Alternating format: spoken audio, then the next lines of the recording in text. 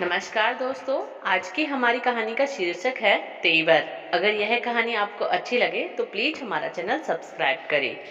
आज देवर जी ने फिर भोजन की थाली फेंक दी, कारण रोटी में जरा सा घी कम चुपड़ी थी। आज घी खत्म हो गया था।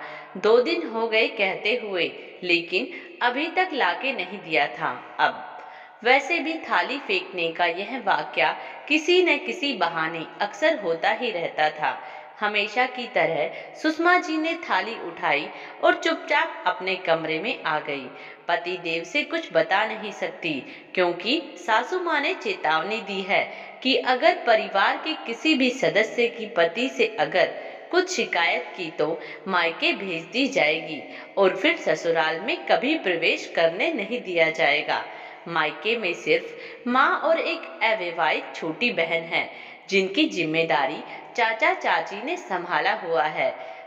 सच पूछो तो देवर जी को भोजन से कम सुषमा जी यानी कि अपनी भाभी से ज्यादा शिकायत रहती है, क्योंकि वह उनकी उंगलियों के इशारों पर नहीं नाचती। वैसे देवर जी सुषमा जी के पतिदेव से अधिक पढ़े लिखे हैं, लेकिन निकम्मे और बेरोजगार है। नौकरी करना नहीं चाहते और छोटा मोटा व्यवसाय तो बिल्कुल नहीं।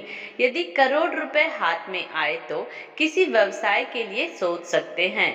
शाम को सासू माँ जब अस्पताल की ड्यूटी से घर लौटी तो उनके चेहरे पर एक अलग सी खुशी नजर आई। आते ही देवर जी के कमरे में गई और बोली, अरे बेटा, मैंने तुम्हारे लिए दुल्हन देख ली है। एक नई नर्स की बहाली हुई है, भला की खूबसूरत है। मैंने आज उसके माता पिता से तुम्हारे लिए बात की है। सुनकर देवर जी के तेवर बदल गए। मन में शादी के लड्डू फूटने लगे।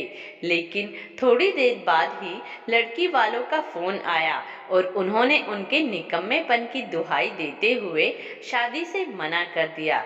तभी देवर जी को याद आया कि सुषमा की बहन भी तो सुंदर है और शादी के लायक है। उन्होंने तुरंत सासू माँ को यह बात याद दिलाई।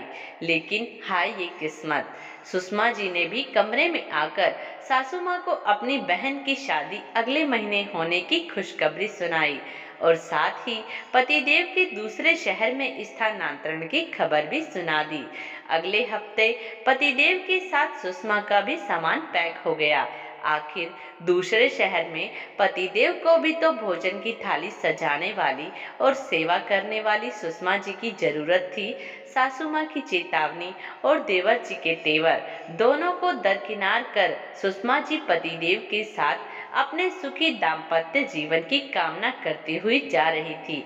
शायद उसके लिए यही विकल्प सही भी था और देवर जी अपना घमंड अपने में ही लेकर बैठे रह गए। आखिर उनके नखरे उठाने वाली जो अब घर में नहीं रहेगी।